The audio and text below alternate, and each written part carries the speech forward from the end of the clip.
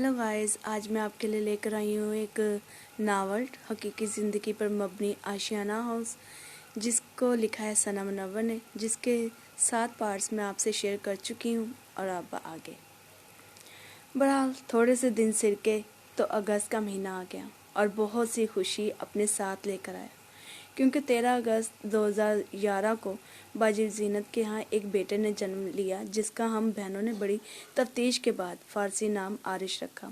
आरिश के आने से कुछ दिन पहले की बात है कि एक दफ़ा बाजी परवीन के साथ हम टीवी लाउंज में दुआ में मसरूफ़ थे। उस दिन बाजी जीनत अपने शोहर फ़हीम भाई के साथ भी आई थी। तब पहली दफ़ा फ़हीम भाई ने हमें दुआ करते देखा और दुआ में भी शामिल हुए थे। उसके बाद उन्होंने तौबा कर ली कि इतनी लंबी 2-3 घंटे की दुआ करके एंड पर आप लोग कहते हो कि मेरी छोटी सी दुआ को सुन और कबूल फरमा।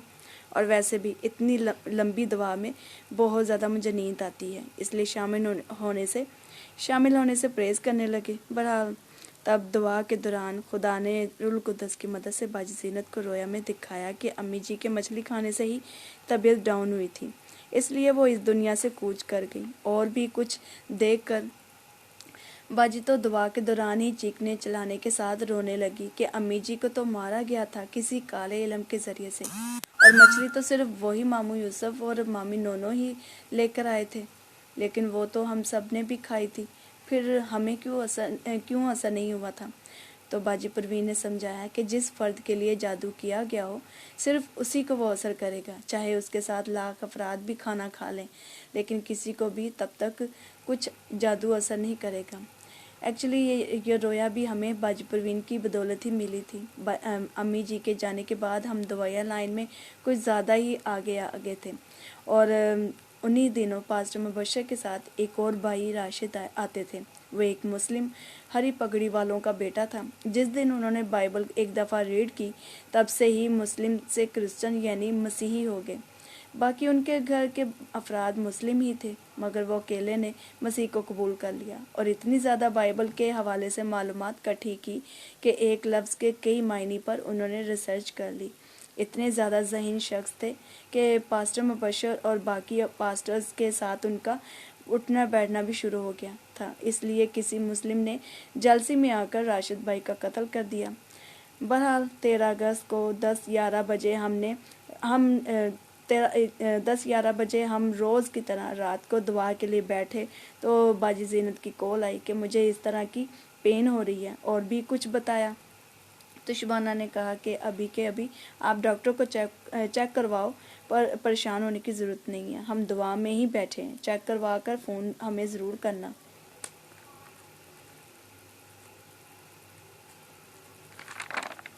और उसी वक्त दुआ में ही खुदा ने हमें रोया के ज़रिए से दिखाया कि बाजी जीनत का बेटा पैदा हुआ है, और हम बहनों ने तो उसकी शक्ल इस दुनिया में आने से पहले ही देख ली थी। और उसी वक्त बाजी की कॉल आई कि अब ऑपरेशन के लिए डॉक्टर तैयारी करने लगे हैं। तो शुबाना हैरान हुई, जिस तरह की बाजी कंडीशन बता रही है उसमें ऑपरेशन का सिस्टम है ही नहीं, तो ये डॉक्टर क्यों मामूली सी बात पर ऑपरेशन करने लगी हैं। और फिर फ़हीम भाई ने बताया कि जीनत को खून की भी कमी है, शायद खून का अरेंज भी करना पड़े, इसलिए पहले से ही खून का बंदोबस्त करके रखना पड़ेगा। फ़ोन बंद होने के बाद हम फिर से दुआ में बैठ गए ताकि ऑपरेशन के दौरान किसी किस्म के मसले का सामना ना करना पड़े। और फिर से खुदा ने हमें दिखाया कि बाजी जीनत ऑपरेशन थिएटर में बेड पर लेटी है और उस पर एक आंखें चुंधिया जाने वाली रोशनी आई, और साथ में एक हाथ बहुत बड़ा उसके ऊपर था, और साथ में बाजी के जिस्म में रेड ब्लड सेल तेज़ी से बनने लगे। और हमने खुदा का शुक्र अदा किया कि अब बाजी जीनत को खून की ज़रूरत नहीं पड़ेगी, बल्कि खुदा ने उसके अंदर अपना खून अब शामिल कर दिया है।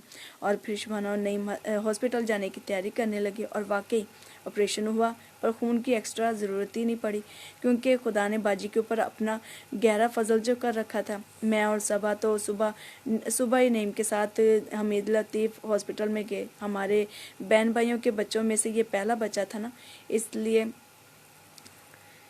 इसलिए डबल खुशी हो रही थी। हम सब ने खूब हॉस्पिटल में हल्ला गुल्ला किया। फिर तीसरे दिन बाजी जीनत को डिस्चार्ज कर दिया गया। तब हम तीनों बहनों ने एक सरप्राइज़ तैयार किया और उस पर फ़ौरन काम भी शुरू कर दिया। जितनी भी हमारी अपनी जमा की हुई पॉकेट मनी थी, उसमें से پھول کی پتیاں، موم بتی، بم، کیک، غبارے، دیواروں پر سجانے کا سارا سامان خرید کر میں اور صبا نعیم کا انتظار کرنے لگے کہ نعیم آئے اور ہمیں مکہ کالونی چھوڑ آئے تاکہ فہیم بھائی لوگوں کے پہنچنے سے پہلے ہم دونوں وہاں ساری ڈیکوریشن کر سکیں۔ اپنے ساتھ ہم نے نوشی اپی کے بڑے بیٹے یشب کو غبارے پلانے کے لیے بٹھا لیا اور باقی کا کام ہم دونوں نے خود کیا۔ سو نیو پیرنٹ اور نیو بورن بیبی کا ویلکم بڑے ہی پرجوش و خروش کے ساتھ کیا۔ جب کیک کاٹنے کی باری آئی تب ان دنوں ایک پھلجھڑی ٹائپ کی نئی موم بتی آئی تھی۔ ہم نے جیسے ہی اسے جلایا تو رزاق بھائی بلکہ کسی کو بھی آئیڈیا ہی نہیں تھا کہ یہ موم بتی کس طرح سے کام کرے گی۔ جب جلائی تو رزاق بھائی مذاق کرنے لگے کہ لو بھائی سارے اپنے اپنے منہ کھول کر اوپر کر لو، کیک اوپر سے آنا ہے۔ ان کی بات سن کر سب ہنسنے لگے۔ تو جی جناب، عارش کی آمد پر خوب سارا ہلا گلا کرنے کے بعد ہم واپس اپنے گھر لال پور تشریف لے آئے اور کچھ دن یعنی 21 اگست آیا تو ہمارے کرایہ دار آنٹی نجمہ لوگ کراچی چلے گئے اور ان کی جگہ آنٹی نجمہ کا ہی کزن فیاض بھائی اپنے 2 عدد بیٹے بیٹی، بیوی، ماں باپ اور 8 سالہ بھائی کے ہمراہ کرایہ دار کے طور پر تشریف لے آئے۔ بہرحال اسی طرح سے وقت گزرتے گزرتے اکتوبر کے مہینے تک آن پہنچا اور ایک دن پاسٹر مبشر نے ہمیں فون کر کے بتایا کہ میں دعا کے لیے آ رہا ہوں اور میرے ساتھ ایک لڑکا بھی ہوگا۔ اسی کے ساتھ ہی وہ 1 گھنٹے بعد دعا کے لیے لال پور آشیانہ ہاؤس تشریف لے آئے۔ پہلے تو ہم نے ان کے آگے کھانا پیش کیا، پھر دعا کر کے تو وہ چلے گئے۔ 3 دن کے بعد پاسٹر مبشر پھر سے ہمارے پاس اکیلے آئے اور ساتھ میں خوشخبری لائے۔ انہوں نے جب ہمیں بتایا تو ہم حیران تو ہوئے پر ڈبل خوشی ہوئی۔ انہوں نے بتایا کہ جو لڑکا میرے ساتھ اس دن آیا تھا آپ کو وہ کیسا لگا تھا؟ شبانہ نے کہا ٹھیک ہی تھا، کیوں کیا ہوا؟ تب پاسٹر مبشر نے بتایا کہ وہ میرے ساتھ رشتہ دیکھنے آیا تھا۔ میں اسے لایا تھا کہ ان تینوں لڑکیوں میں سے جو لڑکی تمہیں پسند آتی ہے تو بتا دو، اسی سے تمہاری بات پکی کرتے ہیں۔ جب باجی صبا اندر کمرے میں آئی تو اسے باجی صبا بہت پسند آئی۔ پتوں کی جا کر اس نے اپنے گھر والوں کو بتایا ہے اور اب وہ سب گھر والے یہاں آنا چاہ رہے ہیں، تو آپ ٹائم اور دن بتا دو کب وہ آئیں، پھر ان کو لے کر میں یہاں آ جاؤں گا۔ شبانہ نے ابو جی کے ساتھ اصلاح مشورہ کر کے انہیں دن بتا دیا اور ٹائم بھی بتا دیا۔ سو ہم تو عام کپڑوں میں ہی موجود تھے، صرف صبا کو ہلکا پھلکا سا تیار کر دیا کہ صرف رشتہ بھی دیکھنے ہی آنا ہے۔ اتنا ہلکا پھلکا میک اپ اور ڈریسنگ کافی ہے، مگر جب پتوں کی والے آشیانہ ہاؤس حاضر ہوئے تو ہم تو حیران ہی ہو گئے کہ یہ کیا، انہوں نے تو رشتہ دیکھنے کی بجائے ڈائریکٹ منگنی ہی کرنے آ گئے۔ پھر سے صبا کے لیے ہم نے ڈریس منگنی کے حساب سے سلیکٹ کیا تو شبانہ نے صبا کو پنک کلر کی ساڑی کے ساتھ ہلکا سا میک اپ اور کر دیا، مگر ہم سب ویسے ہی رہے کیونکہ کچن میں کھانا بھی بنا رہے تھے اور باقی مختلف کام تھے، جس کی وجہ سے ہم نے دوبارہ ڈریسنگ تبدیل نہیں کی، بس کیمرے کو چارج کے لیے لگا دیا۔ جب سب کھانا کھا چکے تو منگنی کی رسم کے لیے ٹی وی لاؤنج میں ہی سب کو بلا لیا گیا۔ میں نے سب کا تب فوٹو شوٹ بھی کیا اور اس دن مہر ٹاؤن کی فیملی اور باجی زینت کے سسرال والے سب موجود تھے۔ منگنی کا سن کر سامنے سے شمیلہ باجی اور ان کی بہنیں، ان کی ماں سب آگے، اوپر کرایہ دار فیاض بھائی لوگ بھی آگے۔ بہت انجوائے کیا اس دن ہم سب نے، کیونکہ وہ تو اپنی سب تیاری کے ساتھ ہی تشریف لائے تھے۔ پھر ہم نے بھی افرادفری میں سب چیزوں کا انتظام کیا۔ صبا کا منگیتر پرویز پطرس اپنی فیملی میں سب کا لاڈلا اور غصے والا فرد کہلاتا تھا اور باقی کے جتنے بھی پرویز بھائی کے بہن بھائی سب زیادہ عمر والے تھے، بس پرویز بھائی اور اس سے چھوٹا بھائی یہی دونوں چھوٹی عمر کے تھے، باقی سب بڑے۔ اس لیے پرویز کی فیملی بہت خوش تھی کہ ہماری اتنی چھوٹی سی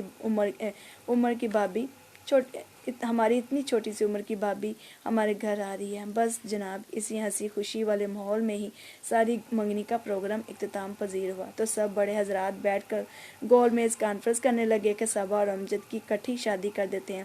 اس لیے اس دن شادی کی تاریخ بھی سلیکٹ کر لی گئی اور جناب 4 فروری 2012 کے وقت شادی کا پروگرام ہونا قرار پایا اور تب تک باقی کے ان 3 مہینوں میں صبا اور پرویز بھائی ہر وقت فون پر باتیں کرتے رہتے. صبا تو ڈرائنگ روم میں چلی جاتی اور کبھی کبھار ہی ہمیں اپنا چہرہ دکھا جاتی، کیونکہ جب سے اس چاند سے چہرے کو وہ پسند کر گیا تھا وہ اسی کا ہو چکا تھا. بہرحال پھر سے ہمارے شاپنگ کے پھیرے شروع ہو چکے تھے، اور ساتھ میں پرویز بھائی سے ملنے اور ان کا نیا گھر دیکھنے کے لیے ان کے گھر گئے تو کبھی وہ آئے اس طرح سے کرتے کرتے آخرکار اگلا سال 2012 کا آ گیا. جناب نکاح والے دن باجی زینت کا دیور بیوٹیشین ہونے کے ناطے شبانہ کے ساتھ مہر ٹاؤن تشریف لے گیا تاکہ امجد کی دلہن مہک کو تیار کر سکے، اور جناب مہک صاحبہ دھوپ میں بیٹھی اپنی سردی کو کم کرنے میں مصروف تھی. اسے ایسے دھوپ میں بیٹھا دیکھ کر باجی کے دیور نیم کو تو غصہ ہی آ گیا. بہرحال بیچارہ میک اپ کرنے لگا تو اندر روم میں بلب کی روشنی میں اسے مزہ ہی نہ آئے. بیچارے نے بڑی ہی بیزاری کے ساتھ میک اپ مکمل کیا. خیر مہر ٹاؤن میں سب کا آپس میں کسی بات پر جھگڑا ہو گیا، اس لیے جب شبانہ اور باجی کا دیور نعیم میک اپ سے فارغ ہو کر چرچ پہنچے تو صبا کا نکاح ہو چکا تھا. صبا تو رونا ہی شروع ہو گئی کہ نہ تو ثنا میرے ساتھ ہے اور نہ ہی شبانہ. باجی زینت تو اپنے سسرال والوں اور رشتہ داروں کے ساتھ مصروف رہی، اور میں عارش کو فیڈر گاڑی میں بیٹھ کر پلا رہی تھی، کیونکہ نکاح کے وقت عارش بہت زیادہ رونا شروع ہو گیا. پر اس کے ماں باپ کو اپنے بیٹے کی ہوش ہی نہیں تھی کہ اسے بھوک بھی لگ سکتی ہے. میں نے اسے اپنی گود میں لٹایا اور پاس سے گزرتے ہوئے چاچو جمیل کو بلایا کہ پلیز چاچو میں آپ کو بتاتی جاتی ہوں اور آپ اسی طرح سے فیڈر بنا کر مجھے دے دیں. سو فیڈر عاشی نے پیا تو اسے آنت ملا اور رونا بھی ختم ہو گیا. تو میں صبا کے پاس جیسے ہی گئی تو فوٹو شوٹ ختم ہو چکا تھا، اور صبا صاحبہ اپنی آنکھوں میں نمی لیے چپ چاپ اپنے ہسبینڈ کے ساتھ کھڑی رہی. میرے پہنچنے پر اتنی دیر سے جو آنکھوں پر باندھ کر کھڑی تھی وہ ایک دم سے ٹوٹ گیا. میں نے اسے سوری کہا اور ساری صورتحال سے آگاہ کیا، اسے ہنسایا. پھر کہیں جا کر اس کا موڈ بھی خوشگوار ہوا. کیمرے مین سے دوبارہ درخواست کی کہ میری اور صبا کی تصویریں کھینچ دیں، پر مجھے تو ایک دم سے غصہ ہی آ گیا جب صبا کے ساس سسر ہم دونوں کے ارد گرد آ کے کھڑے ہو گئے. میں نے صبا کے کان میں کہا کہ یار یہ تیرے ساس سسر کہاں سے آ گئے، میں نے تو اکیلی کھڑی ہونا تھا. میرا اتنا سا کہنے پر ہی وہ کھلکھلا کر ہنس پڑی اور مجھے چپ رہنے کا اشارہ کر دیا. ایکچولی بچپن سے ہی ہم دونوں کی بہت گہری دوستی تھی، بہنیں کم دوست زیادہ، اور سب بچپن سے ہمیں مختلف ناموں سے پکارنے لگے تھے، کبھی موٹا پتلا تو کبھی سیتا گیتا تو کبھی پہلا سیمول دوسرا سیمول اور جناب کبھی کرن ارجن. سب ہمیں جڑوا سمجھتے تھے کیونکہ قد لک ایک جیسی سوچ، ایک جیسی اینک، ایک جیسی باتیں اور شرارتیں، اس لیے سب ہمیں جڑوا کہہ کر پکارنے لگے تھے. اور کزن میں سے زیادہ گہری دوستی بلاول سلیم سندوس کے ساتھ تھی. ہم تینوں نے ایک دوسرے کے سیکرٹ نام بھی رکھے ہوئے تھے. میں بلو فاکس عرف پوجا، صبا یلو روز عرف ٹینا، اور بلاول صاحب ریڈ روز عرف راہل. ہم تینوں بیٹھے ہر وقت فیوچر پلاننگ کرتے رہتے کہ ہم تینوں بڑے ہو کر پارٹ ٹائم میں میوزک ایلبم بھی بنایا کریں گے، ماڈلنگ کا بھی کام کیا کریں گے، اور پینٹنگ کا بھی کام جاری رکھیں گے، اور بھی بہت ساری پلاننگ اسی طرح کرتے رہتے. میں نے اور صبا نے تو ایک ساتھ کہانی بھی لکھنا شروع کی تھی نجی جاری کی، جو کہ آگے مزید لکھنے کی لگن میں نے ہی جاری رکھی کیونکہ اس کی تو شادی ہو چکی تھی اور ساتھ میں اس کا انٹرسٹ بھی ختم ہو چکا تھا. بہرحال فوٹو شوٹ ختم ہونے کے بعد میں نے صبا کا پیچھے سے گاؤن پکڑ لیا اور فریال رباب کے ساتھ ہم دونوں کبھی ادھر تو کبھی ادھر گھومتے پھرتے شرارتیں کرتے پھرنے لگے. سب صبا کو اس طرح سے ہنستے مسکراتے شرارتیں کرتا دیکھ کر لچی دلہن کہہ کر پکارنے لگے کیونکہ ابھی امجد اور مہک کا نکاح باقی تھا. خیر مہک امجد کا بھی نکاح ختم ہوا تو ہمیں گھر آ کر بھوک ستانے لگی، اس لیے ابو جی نے ہماری بھوک مٹانے کے لیے پیزے منگوائے اور اسی سے سب نے اپنے پیٹ بھرے. ایکچولی گھر میں کھانا بنا نہیں تھا نا، اس لیے اب شام کے وقت صبا کی مائیوں تھی. ہم نے تو سوچا تھا کہ سمپل طریقے سے مائیوں کی رسم ادا کر لیں گے. تبھی محلے کی اشمالہ باجی اور ان کی بہنیں اور ان کی ماں آ گئی. اوپر کرایہ دار میں سے فیاض بھائی کی ماں، چاچو جمیل اور ان کی بیوی، باجی زینت کا پورا سسرال اور ہم باقی افراد موجود تھے. میں نے تو اپنے ہاتھ میں کیمرہ فوراً پکڑ لیا اور فوٹو شوٹ کے دوران مختلف گانوں سے سب کو انٹرٹین کرنے میں مصروف ہوگی تاکہ ماحول تھوڑا سا خوشگوار ہی رہے، کیونکہ نگوڑے ہمارے کمپیوٹر کو خود جا کر آن کرنا پڑنا تھا نا، اس لیے میں نے اپنے منہ کو ہی زحمت دے دی، سریلی راگوں کے ساتھ گانے شروع کیے اور باقی کے افراد مائیوں کی رسموں کو ادا کرنے کے لیے باری باری آتے گئے اور میں سب کی فوٹو لیتی گئی اور سنگنگ کرتی رہی۔ بس جناب اسی ہنسی مذاق میں ہی مائیوں کی سب رسمیں ادا ہو گئیں۔ بہرحال مہندی والے دن تو ہم تینوں بہنوں کو اپنے بڑوں پر بہت ہی غصہ آیا، کیونکہ وہ بڑے حضرات مہر ٹاؤن کی مہندی کی رسم ادا کرنے گئے اور وہاں جا کر بھول ہی گئے کہ ہمارے آشیانہ ہاؤس میں بھی مہندی کی رسم ہونا باقی ہے، اس لیے صرف 2 افراد ہی جاتے اور جلدی سے رسم ادا کر کے واپس لوٹ آتے، مگر انہوں نے تو بس حد ہی کر دی۔ رات کے 12-1 بجے آشیانہ ہاؤس تشریف لائے اور انہوں نے وہاں جاتے ہوئے یہ بھی نہ سوچا کہ سب ہم بڑے مہندی کی رسم کے لیے چلے جائیں گے تو گھر میں صرف 4 افراد ہی رہ جائیں گے۔ نہ انہوں نے ایسا کیوں سوچنا تھا بھلا، اور تو اور جناب سب رشتہ دار مہر ٹاؤن کی مہندی میں ہی گھس گئے۔ ہمارے آشیانہ ہاؤس میں ہم تینوں بہنوں شبانہ، صبا اور میرے علاوہ چاچو صابر ہی موجود تھے۔ ایک تو کوئی بھی مہمان نہیں تھا اور دوسرا لائٹ نے بھی ہمارے ساتھ دغا بازی دکھائی۔ بنا لائٹ کے میں نے اور شبانہ نے پورے گھر کی صفائی ستھرائی کی، کیونکہ کام والی کوئی بھی عورت ہی نہیں مل رہی تھی۔ موم بتی کی ہلکی سی مدھم یلو روشنی میں ہی پورا گھر روشن کرنا پڑا، اور جناب ڈی جے والے نے بھی بس آنے کی زحمت ہی اٹھائی تھی۔ آیا اور چھت پر لگی کرسیوں پر جا کر آرام سے سو گیا، تاکہ جب لائٹ آئی تب بھی اس نے سانگز نہیں آن کیے۔ ہمیں تو بہت زیادہ فیل ہو رہا تھا کہ یہ گھر کتنا سناٹے سے بھرا پڑا ہے، نہ کوئی ہلہ گلا، نہ کوئی مہمان اور نہ ہی کوئی میوزک وغیرہ کچھ بھی نہیں ہو رہا تھا۔ یہ گھر شادی والا گھر کیوں نہیں لگ رہا؟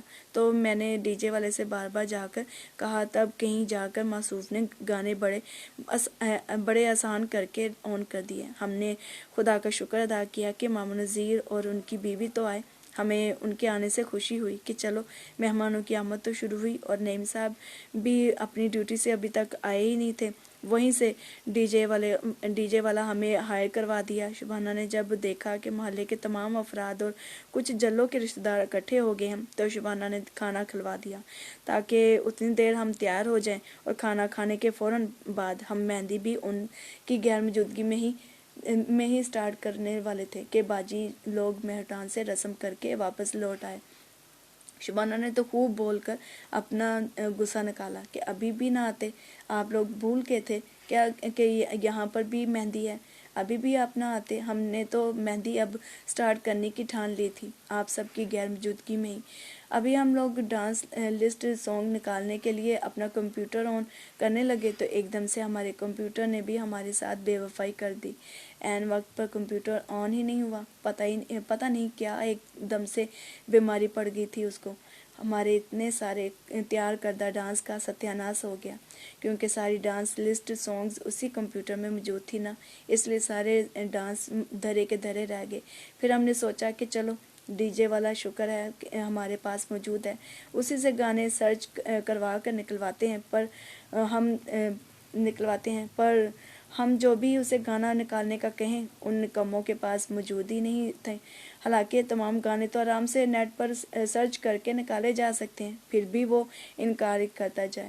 خیر بڑی مشکل سے ہمیں صرف 4 گانے میسر ہوئے، تو ہم نے غنیمت جان کر انہی 4 گانوں پر انجوائے کر لیا۔ رسموں کے بعد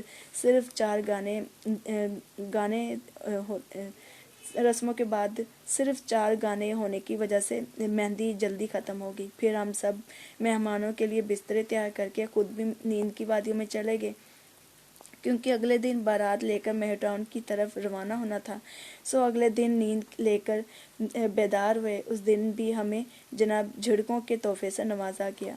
میں بلاؤز اور ساڑی کا نیچے پیٹی کوٹ پہنے شبانہ سے میک اپ کروا رہی تھی۔ ابھی صرف آدھا ہی میک اپ ہوا تھا کہ ابو جی نے آواز دے دی کہ ثنا ہمارے کپڑے اور شوز کہاں ہیں، وہ دے دو آ کر، اور صبا کے بھی اور صابر کے بھی کپڑے دے دو۔ حالانکہ میں نے سامنے ہی سب کچھ رکھا تھا، پر پھر بھی اٹھانا ضروری تھا اس ابلا ناری کو۔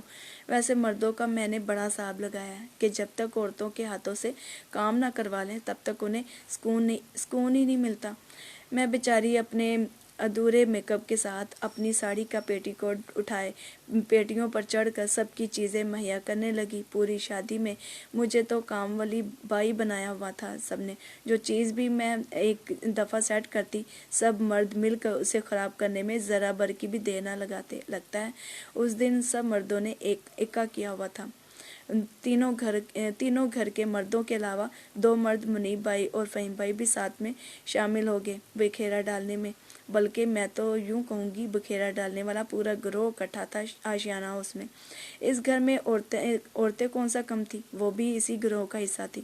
مجھ بیچاری پر کسی نے رحم نہ کیا۔ پوری شادی میں بنا آرام کیے کام کر کر کے بخار کی لپیٹ میں آ گئی میں، اور ساتھ میں گلا بھی خراب ہو گیا، اور گلا بھی جناب اتنا خراب ہو گیا کہ سرگوشیوں میں مجھے بولنا پڑ رہا تھا۔ پھر بھی زور لگا کر اپنی اسی پھٹی آواز کے ساتھ بولی جا رہی تھی۔ سب مہمانوں کی موجودگی میں تمام کزن سمیت ہم پر جھڑکے نشاور ہوئی۔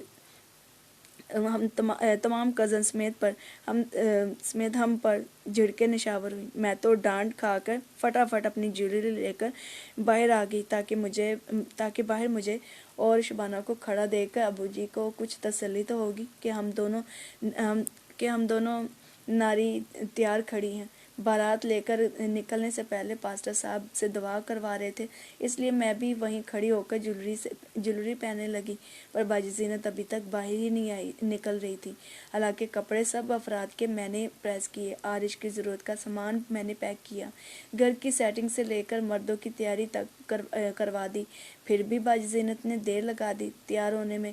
اس لیے باجی زینت کو تیار نہ دیکھ کر ابو کو غصہ آ گیا، اور ابو نے اچھی خاصی ڈانٹ پلا دی تو اس کا موڈ بھی آف ہو گیا۔ اور شبانہ سے ناراض تو وہ تھی کہ اس نے میرے بالوں کے کرل نہیں بنائے، مگر مجھ سے بھی وہ ناراض ہو گئی۔ ایکچولی یہ سب مردوں کا قصور تھا۔ تب اس دوران مردوں نے اپنا رولا ڈالا ہوا تھا کہ ہمیں ہر چیز ابھی کے ابھی مہیا کی جائے، تو ہم ابلا ناری اپنی تیاری چھوڑ کر ان کی تیاری کروانے میں مصروف ہو جاتی۔ جب وہ مرد تیار خود ہو گئے تو انہوں نے نکلنے کے لیے جلدی ڈال دی۔ ایکچولی ہمارے ابو کو ٹائم پر ہر کام کرنا پسند تھا، اور اگر کوئی کام ٹائم سے نہ ہو تو پھر پوچھو ہی مت۔ وہاں پر پہنچ کر بھی اتنی بھوک لگنے کے باوجود میں بس سب کا منہ تکتی رہی۔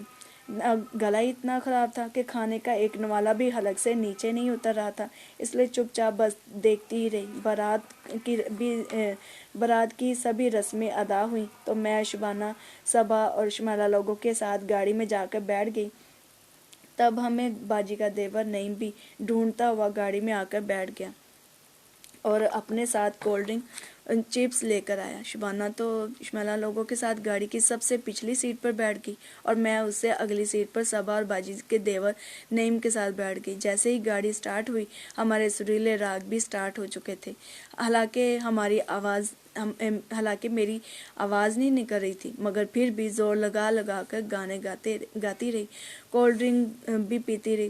مسلسل گانے سن کر ابو جی تو بول ہی پڑے، چلو اب بس بھی کرو۔ تو باجی کا دیور جان بوجھ کر ابو جی کی ہی سائڈ لے کر بولنے لگتا، ہاں انکل جی، میں بھی ان سب کو منع کر رہا ہوں، یہ باز ہی نہیں آ رہے، بس اب نہیں یہ گاتے۔ پھر 5 منٹ بعد کوئی گانا نعیم کو یاد آتا تو کہتا، یار یہ والا گانا آتا ہے، یہ گائیں، اور اسی کے ساتھ ہم سب پھر سے اونچی آوازوں میں گانے لگتے، ہنستے مسکراتے مذاق کرتے رہے۔ باجی کے دیور کی کمپنی میں ہمیں بڑا ہی مزہ آیا۔ وہ بھی ہم لوگوں جیسی ہی حرکتیں کر رہا تھا، یا وہ شاید ایسا ہی پہلے ہی سے تھا۔ بس جناب اسی ہلے گلے کے ساتھ ہم لال پل بھی آخر پہنچ ہی گئے۔ ایک تو پانی کی موٹر خراب تھی، دوسرا میر ٹاؤن والوں نے عین وقت پر سارا سامان ساتھ میں بھجوا دیا۔ شادی سے پہلے جب ابو جی نے ان کو پیسے دیے تھے تو ہم نے تب بھی کہہ دیا تھا کہ سامان جلدی بھجوا دیجیے گا تاکہ پہلے ہی سے ہم کمرہ تیار کر دیں گے، مگر انہوں نے عین وقت پر بارات کے ساتھ یہ سارا سامان بھجوا دیا۔ اس طرح سے پورے گھر میں بے ترتیبی پھیل گئی اور رش بھی کافی ہو گیا۔ اور دوسرا، ساون جی نے بھی آج ہی خوب دل کھول کر برسنے کا پروگرام بنایا تھا، سو بے رحمی کے ساتھ برستا رہا، پر ہم تو گھر پہنچ کر کام میں مصروف ہو گئے۔ میں نے تو گھر پہنچتے ہی اپنی ساڑی اتار کر ٹراؤزر پہن لیا اور بلاؤز کے اوپر ہی گرے ہوڈ پہن کر جھاڑو لگانا شروع کر دیا کہ کمرہ تو جلدی سے ریڈی کریں، کیونکہ بارش ہونے کی وجہ سے سردی بھی مزید بڑھ گئی تھی اور ڈرائنگ روم میں مہک بیٹھ کر ٹھنڈ کے مارے اکڑنا شروع ہو گئی تھی۔ اس لیے میں نے فٹافٹ جھاڑو لگایا تو شبانہ نے اپنی ہدایات کی روشنی میں سامان سیٹ کروایا، جس میں ہمارے محلے کے 2 لڑکے سجاو اور بلاول، شبانہ کا میڈیکل فیلڈ کلاس فیلو منیب، باجی کا دیور نعیم اور ہمارا بھائی نعیم کا دوست علی، چاچا جمیل، شبانہ، صبا اور مجھ ابلہ ناری سمیت نے کمرہ سیٹ کروانے میں بخوبی کردار ادا کیا۔ اس شادی کے دوران ہمارا پورا بڑا ہی اچھا گروپ بن چکا تھا۔ سب نے مل کر اتنے شورٹ ٹائم میں گروپ ورک کر کے کمرہ تیار کیا۔ کیمرے مین بھی ہمارے گروپ کے ساتھ بہت فرینک ہو چکا تھا، کیونکہ وہ بھی ابو جی کی فیکٹری کا ہی بندہ تھا۔ کمرہ تیار ہونے کے بعد دولہا دلہن کے ساتھ کچھ رسمیں ادا کی گئیں، پھر کیمرے مین نے ہم سب کو کمرے سے باہر نکال دیا تاکہ آرام سے فوٹو شوٹ ہو سکے، تو ہم بھی چپ کر کے ڈرائنگ روم میں کھانا گرم کر کے کھانے میں مصروف ہو گئے اور ساتھ میں مختلف موضوع پر جوکس شروع بھی کر دیے۔ خیر، سب مہمانوں کے لیے بستر تیار کیے اور ہم بھی کچھ وقت کے لیے لیٹ گئے، کیونکہ اگلے دن صبا کی بارات اور امجد کا ولیمہ تھا اور ہمیں پتہ تھا پھر سے اگلا دن بڑی مشقتوں سے بھرپور ہونے والا تھا۔ اور اب جناب صبا کی بارات والے دن بھی اتنی ساری ٹریجڈی ایک ساتھ ہونے لگی تھی۔ پانی کی موٹر تو پہلے ہی سے کچھ گڑبڑ کر رہی تھی، پر اس دن مکمل ہی جواب دے گئی۔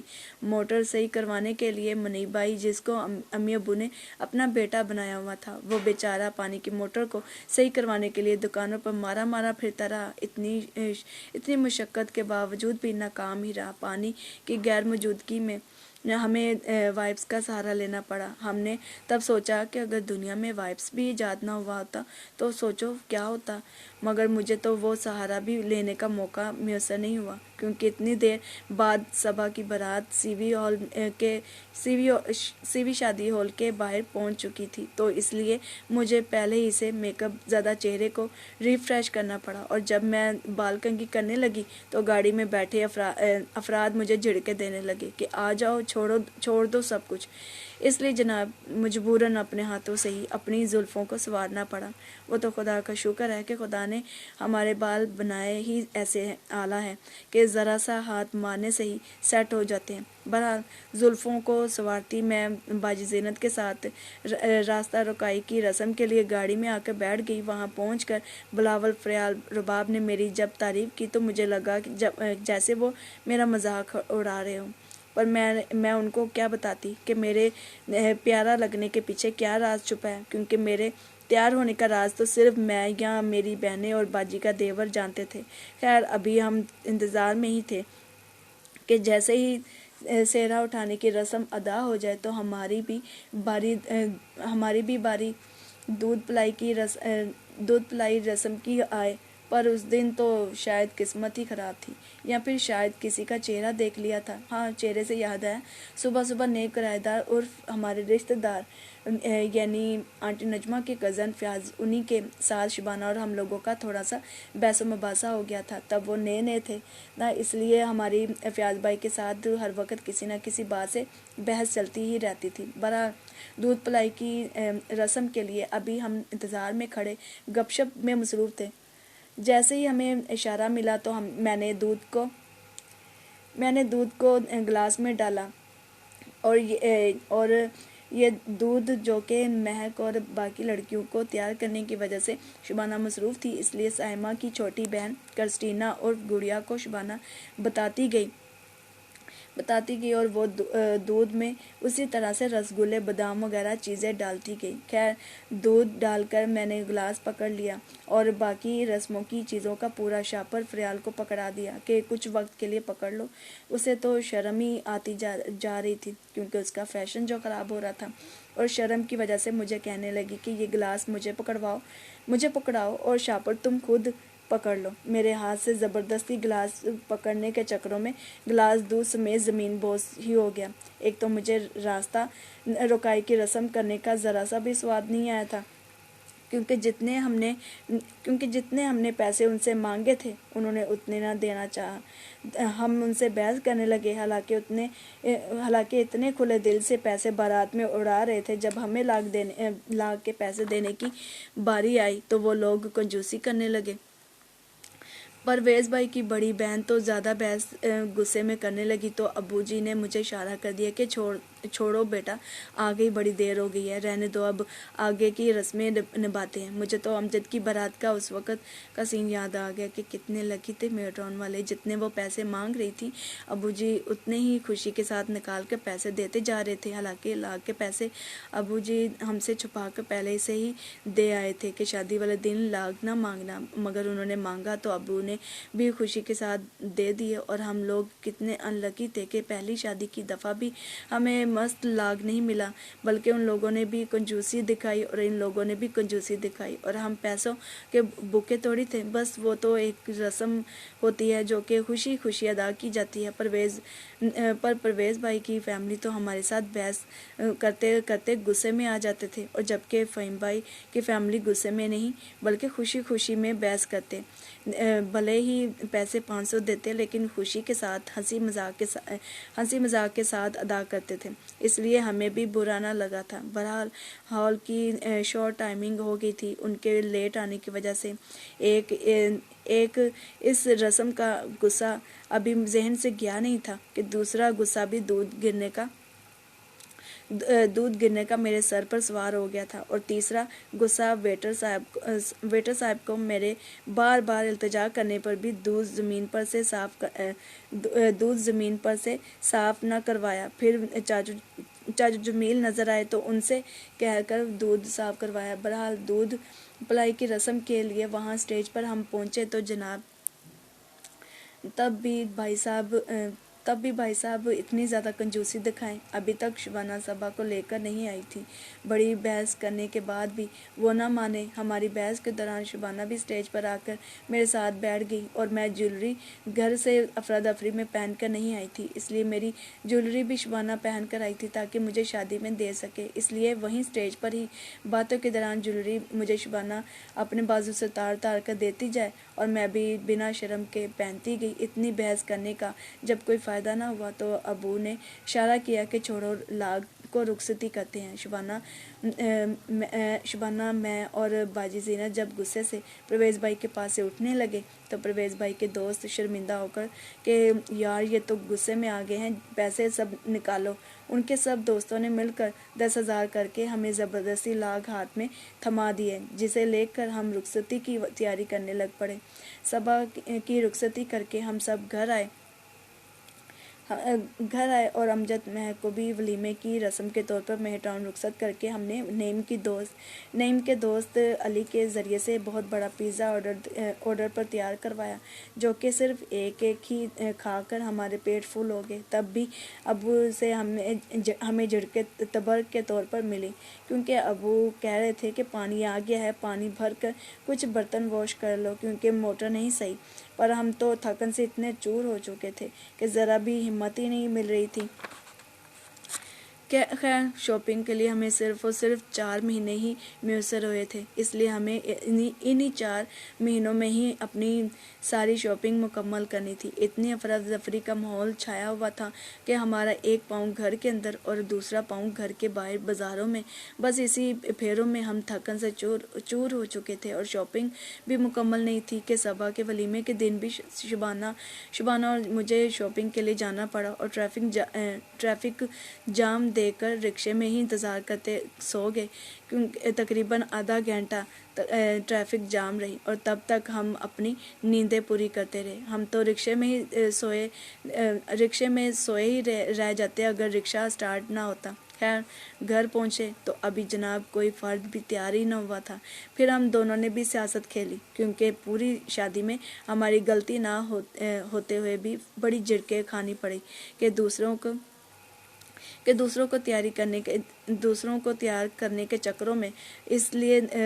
اس لیے صبا کے ولیمے میں ہم دونوں کو یہ سیاست کھیلنی پڑی کہ بازار سے آنے کے فوراً بعد کپڑے استری کر کے ڈرائنگ روم میں گھس کر کنڈی لگا لی، اور جناب ہماری سیاست کامیاب ہو گئی۔ سب سے پہلے ہم دونوں تیار ہو کر بیٹھے اور اب دوسروں کو میک اپ کرنے میں مصروف ہو گئے۔ جب ابو آئے ہمیں پھر سے ڈانٹ پلانے کے لیے تو ہم نے فوراً سے اپنے میک اپ اور ڈریس کی طرف اشارہ کرتے ہوئے کہہ دیا کہ ابو جی ہم تو تیار ہیں، آپ کی بہو رانی ہی نہیں تیار، بس وہی رہ گئی ہے۔ اس لیے ابو جی خاموشی کے ساتھ پھر سے باہر چلے گئے۔ ولیمے کے لیے نکلے تو وہاں پر پہنچ کر رسمیں ادا کرنے کے بعد خوب انجوائے کیا، اور صبا اور پرویز بھائی کو لے کر گاڑی میں بیٹھ کر لال پل کے لیے روانہ ہو گئے۔ راستے میں ہی شمیلہ باجی، ان کی بہنیں شبانہ، فہیم بھائی، ہم سب لوگ گانوں میں ٹپوں میں مصروف تھے۔ بس میں گاڑی کی سب سے پچھلی سیٹ پر شمیلہ لوگوں کے ساتھ کھڑکی والی سائیڈ پر چپ چاپ منہ نیچے کر کے بیٹھی رہی۔ نائلہ باجی لوگوں نے مجھے فورس کیا کہ آج ہمارا سنگر بہت خاموش بیٹھا ہے۔ میں نے سر اٹھا کر سرگوشیوں میں کہا کہ آج آپ کا سنگر بیمار ہے اور گلا بھی بڑا خراب ہے، اس لیے سوری نہیں گا سکتی۔ پھر بھی انہوں نے فورس کیا کہ نہیں، ایک گانا تو بنتا ہے باس، جیسی بھی آواز ہے گاؤ، ہمیں سکون مل جائے گا تمہارے گانے سے۔ پھر میں نے بڑا زور لگا کر اپنی اسی سریلی آواز میں گانا گایا، آواز دو ہم کو ہم کھو گے۔ شمیلہ لوگوں نے تالیاں بجائیں اور کہنے لگی آہا مزہ آ گیا یار۔ اسی طرح شور و گل گاتے بجاتے لال پل تشریف لے آئے۔ ہم نے اپنے روم میں ان کو بٹھایا اور ان کے ساتھ بھی ہم لوگوں نے پارسل راؤنڈ کھیلنا چاہا، جیسے باجی زینت اور فہیم بھائی کے ولیمے کے دن کھیلا تھا۔ پرویز بھائی نے کچھ پروٹوکول ہی نہیں دیا، حالانکہ صبا کا بڑا من تھا ہمارے ساتھ کچھ گیم کھیلنے کا۔ جب کوئی پروٹوکول نہ ملا تو ہم سب وہاں سے اٹھ کر باہر آ گئے، ان کے کھانے کے لیے مچھلی نان منگوائے، خود بھی کھائے اور نئے جوڑے کو بھی کھلائے۔ کھانا کھانے کے بعد ہم نے نئے جوڑے کو اکیلا چھوڑ دیا تاکہ وہ آرام کریں اور ہم بھی آرام کر سکیں۔ اگلے دن پھر سے نئی ٹریجڈی نے جنم لیا۔ صبا کے سسرالی آ رہے تھے صبا اور پرویز بھائی کو لینے کے لیے، اس لیے ان سب کے لیے شبانہ کے ساتھ میں کھانا بنانے میں مدد کروا رہی تھی۔ جب وہ لوگ آئے تو افراتفری میں کھانا تیار کرنے کے دوران گرم تیل کی کڑائی الٹ گئی اور گرم تیل میرے پاؤں کے ساتھ ٹکرا گیا۔ کافی زیادہ میرا پاؤں جل گیا، سو میں تو دونوں پاؤں پر پیسٹ لگا کر ڈائننگ روم میں کرسی پر بیٹھ گئی اور شبانہ کے ساتھ پھر بھی مدد کرتی رہی مختلف چیزیں کاٹ کر دینے میں۔ جب صبا لوگوں کے جانے کی باری آئی اور مجھے باجی زینت کو بلایا گیا کیونکہ اب جوتے چھپائی کی رسم کے لاگ کی باری تھی، ہم نے تو ہنستے ہوئے کہا کہ جوتے تو تبھی ملیں گے جب ہمیں ہماری مرضی کا لاگ ملے گا۔ پھر سے پرویز بھائی کی بڑی بہن بیچ میں آ گئی، اتنے غصے میں بولنے لگی کہ سیریس ماحول بن گیا۔ ان کے اس طرح سے بدتمیزی کرنے پر میں نے اسٹور روم میں سے جوتے لا کر بھائی کو دے دیے اور کہا کہ بھائی لاگ بھی رہنے دے، یہ تو بس ایک رسم ہوتی ہے جس کو انجوائے کر کے خوشی کے ساتھ ادا کرنا ہوتا ہے، نہ کہ غصے اور مجبوری میں، اس لیے ہمیں یہ لاگ نہیں چاہیے، آپ جوتے لے لیں۔ یہ کہہ کر میں واپس شبانہ کے پاس ڈائننگ روم میں آ گئی اور وہ بھی پتوں کے لیے سب سے مل ملا کر روانہ ہو گئے اور اسی کے ساتھ شادی بھی اختتام پذیر ہوئی۔ شادی میں ہی ہم پورے گروپ نے راوی سیول کی ٹرپ کا پلان کر لیا تھا، سو جیسے ہی شادی ختم ہوئی تو کچھ دنوں بعد ہی ہم ٹرپ کے لیے روانہ ہو گئے۔ ساتھ میں پورا پتیلا بریانی، لسی یعنی رائتا بوتل میں ڈال کے لے گئے اور اورنج بھی لے گئے۔ چاچا جمیل نے تو مچھلی پکڑنے کے لیے مچھلی کا ہتھیار بھی بنا لیا تھا کہ وہاں جا کر مچھلی پکڑ کر خود وہاں پکا کر کھائیں گے، مگر جب وہاں پہنچے تو ہمارا ہنس ہنس کر برا حال ہو گیا کہ ہم نے بڑا پلان کر کے ساز و سامان کے ساتھ یہاں آئے، مگر پر مچھلیوں نے تو ابھی اس دنیا میں آنکھیں کھولی تھی، سو ہم نے انہیں بخش دیا کیونکہ وہ تو بہت چھوٹی چھوٹی پانی میں تیرتی پھر رہی تھی، اس لیے پانی میں کودنے اچھلنے تصویریں کھینچنے کے بعد پیٹ پوجا کی مستی کر کے واپس شام کو گھر لوٹ آئے۔ جیسے ہی گھر آئے پرویز بھائی بھی پہلے سے ہی آ گئے تھے صبا کو اپنے ساتھ پتوکی لے جانے کے لیے۔ باجی زینت نے جاتے ہی ایک کولڈ ڈرنک کا گلاس پرویز بھائی کے آگے پیش کیا تو انہوں نے یہ کہہ کر انکار کر دیا کہ باجی اس کا تو کرنٹ ہی نہیں ہے، مجھے نہیں پینی۔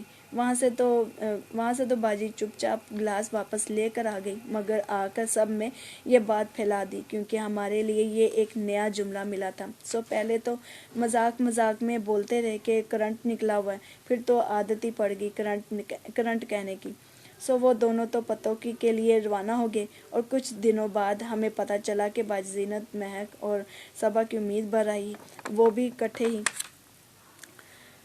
بہرحال 2012 ابھی بھی جاری و ساری ہی تھا جب پھر سے وہی محبت کی بہاریں آئیں۔ شناز اور منور کے چچا زاد کزن جمیلہ کا بیٹا ہنی، جو کہ 26 دسمبر 1991 میں پیدا ہوا تھا اور اب جوانی کی دہلیز پر قدم رکھ رہا تھا، جیسے ہی ہنی کی سوچنے سمجھنے کی صلاحیت پیدا ہوئی تو اس کی نظروں نے شبانہ کو پسند کر لیا۔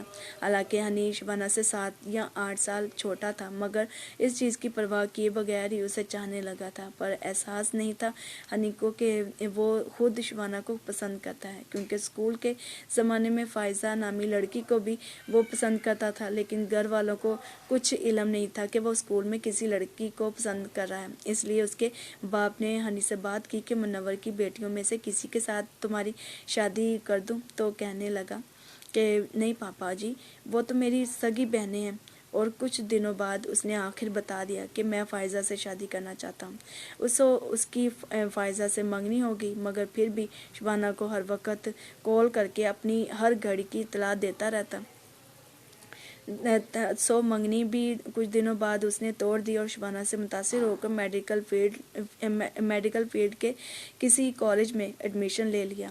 وہاں بھی ہنی نے ایک لڑکی پھنسا لی جس کا نام عظمیٰ تھا۔ عظمیٰ کے ساتھ افیئر ہونے کے باوجود بھی وہ شبانہ کو کال کرتا رہتا تھا۔ پھر اسی طرح کرتے کرتے 2012 آیا اور آخرکار اس نے کال کے دوران شبانہ کو پرپوز کر دیا۔ تو شبانہ کو پتا تھا کہ ہنی مجھ سے چھوٹا ہے، اس لیے کزن ہونے کے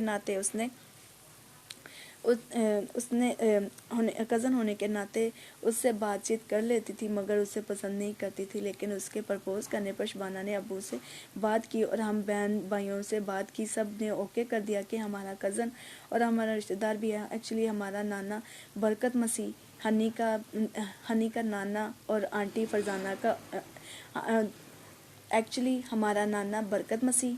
ہنی کا نانا اور آنٹی فرزانہ عرف گوگی کا باپ، یہ تینوں سگے بھائی ہیں، اور ان تینوں کا باپ جسے سب پیار سے پاؤ کہہ کر بلاتے تھے، یہ تینوں بھائی اپنے باپ کے ساتھ چڑری گاؤں میں رہتے تھے، اسی ناطے ہنی ہمارا کزن کہلاتا تھا۔ بہرحال 2012 سے پرپوز کرنے کے بعد ان کی لو سٹوری بھی چل پڑی اور کزن ہونے کے ناطے گھر بھی آنا جانا شروع ہو گیا۔ انہی کی لو سٹوری کے ساتھ ایک اور لو سٹوری نے جنم لیا، جو کہ آنٹی فرزانہ کی بڑی بیٹی مائلہ اور ماموں اسلم کا بیٹا انیس، یہ دونوں بھی جوانی کی طرف قدم بڑھا رہے تھے۔ 2012 کے ہی کسی حقیقے میں ان دونوں کی نظریں ایک دوسرے سے ٹکرائیں اور اسی دن سے ایک دوسرے کی طرف کھینچتے چلے گئے۔ ایک دوسرے کو اپنا فون نمبر تک دے دیا گیا اور فون پر SMS تو کبھی فون کال کر کے بات چیت ہونے لگی۔ ہنی، شبانہ